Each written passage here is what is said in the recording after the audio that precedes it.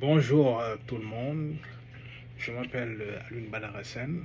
Aujourd'hui, j'aimerais discuter sur un sujet qui ne cesse d'être à l'actualité.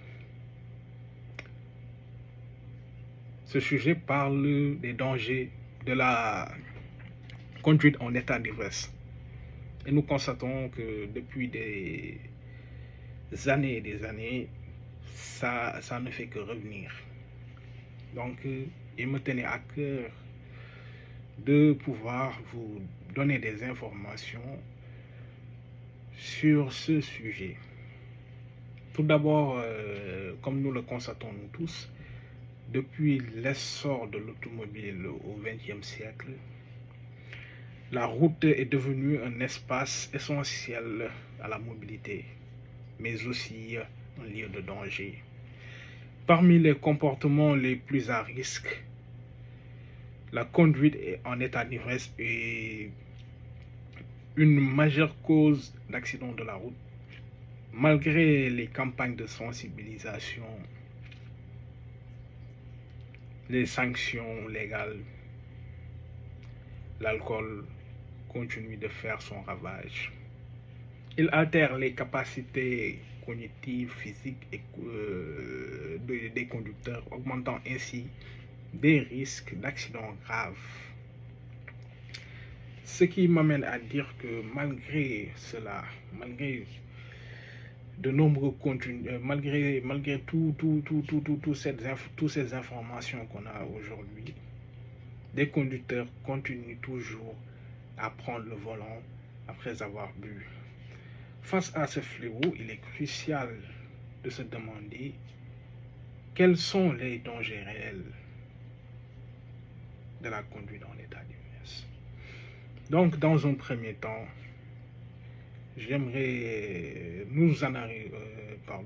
nous analyserons les conséquences de la conduite sous l'emprise de l'alcool sur le plan physique et sur le plan humain.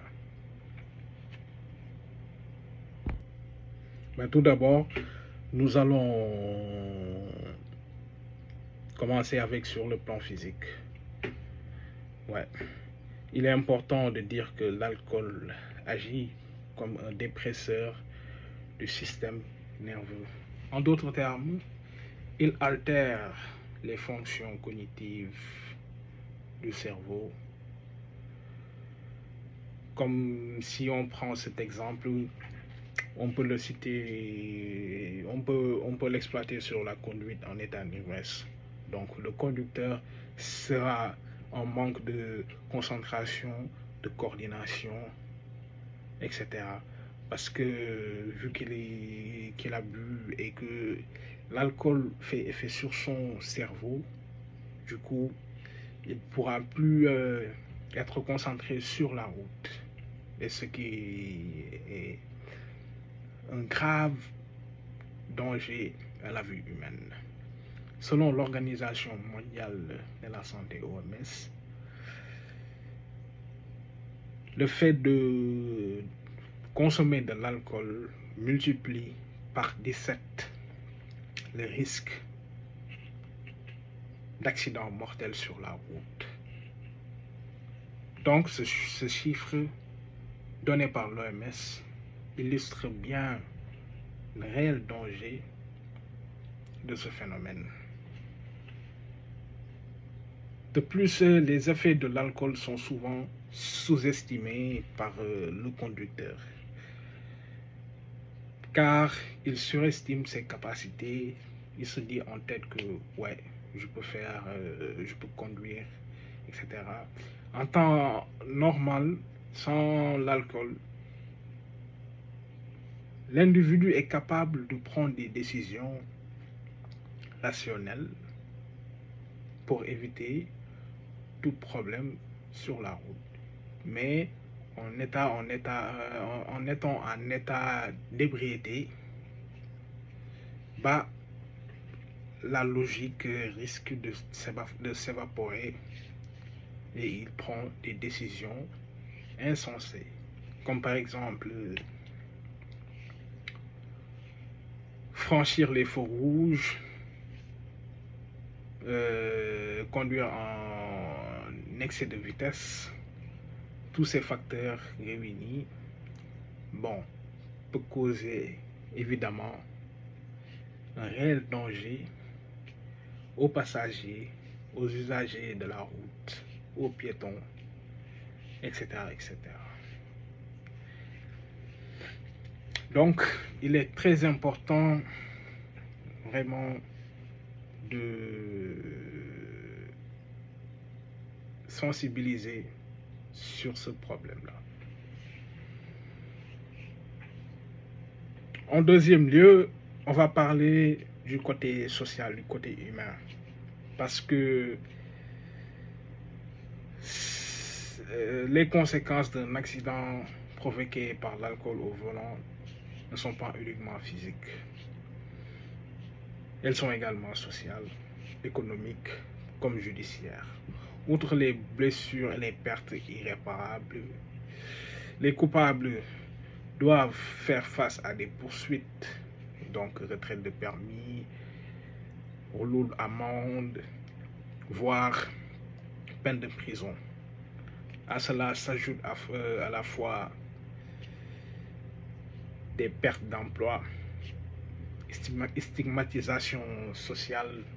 Donc, bon, je dirais, il y a beaucoup de facteurs, qui peuvent nuire à la vie sociale du coupable.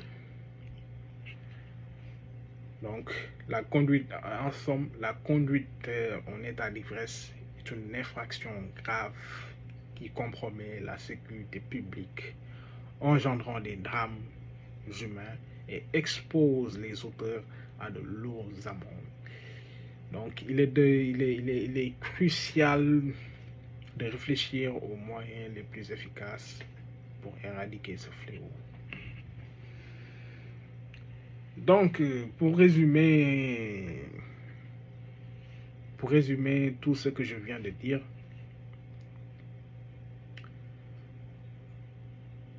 la conduite en état d'ivresse représente une menace sérieuse pour la sécurité routière et la vie en général. Les conséquences physiques, humaines, juridiques et économiques illustrent le réel danger de ce problème. Donc, je me pose la question, est-ce qu'il ne serait pas temps de prendre des décisions qui, au lieu de faire des sanctions, etc., mais plutôt de prévenir, parce qu'il est mieux de prévenir que de guérir.